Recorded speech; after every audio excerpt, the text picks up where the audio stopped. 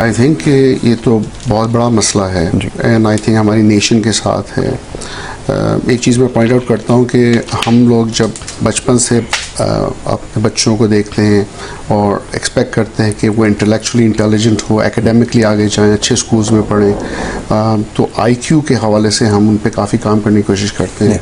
लेकिन जहाँ तक सोशल इंटेलिजेंस है या इमोशनल इंटेलिजेंस है, ये इंटेलिजेंस की भी डिफरेंट टाइप है। मेरा नहीं ख्याल कि इस पे काम होता है एट होम और इवन स्कूल लेवल्स पे।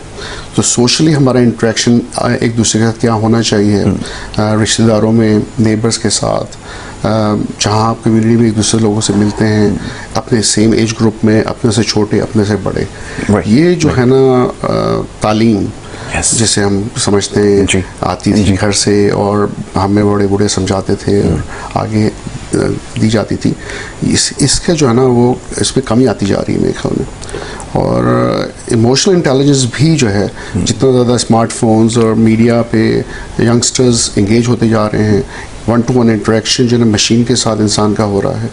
तो वो इंटेलिजेंस और इमोशनल इंटेलिजेंस की भी कमी आती जा रही है। ये चीज़ें समझी जाएँ, सोची जाएँ कि मैं बाहर बहुत अरसे रहा हूँ और मैंने वहाँ में और यहाँ में बहुत बड़ा फ़र्क देखा है। वहाँ पे जो बच्चा बड़ा हो रहा होता है उसको बहुत समझदारी होती है, चीज़ों में समझदार होता है,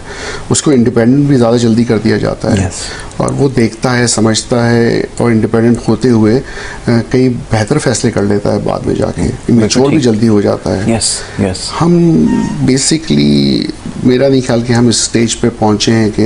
हम अपने बच्चों को कह सकें कि भाई आप 14-15 साल के हैं तो क्या इंडिपेंडेंटली आप कहीं काम कर सकते हैं। यहाँ तो मेरे ख्याल में 25-26 साल का लड़का भी कई दफ़ा नहीं इंडिपेंडेंटली काम कर सकता। ऐसे पेशेंट्स हैं मेरे पास जो आए, उनकी पहली शादी हुई, कम्प्लीटली फेलियर थी, इसलिए कि दे डिड नॉट रियलाइज़ कि एक रिलेशनशिप वाइफ के साथ, फर्स्ट मैरिज के साथ क्या एक्सपेक्टेशंस होनी चाहिए, किस तरह से चलनी चाहिए। तो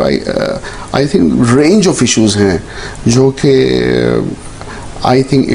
एजुकेशन के साथ डील किए जा सकते हैं, अच्छी एजुकेशन के साथ, अवेयरनेस के साथ इस तरह के फोरम पे बहुत सी चीज़ें डिस्कस की जा सकती हैं और लोगों को भी चाहिए कि एविडेंस बेस्ड चीज़ों को सुने और समझें, क्योंकि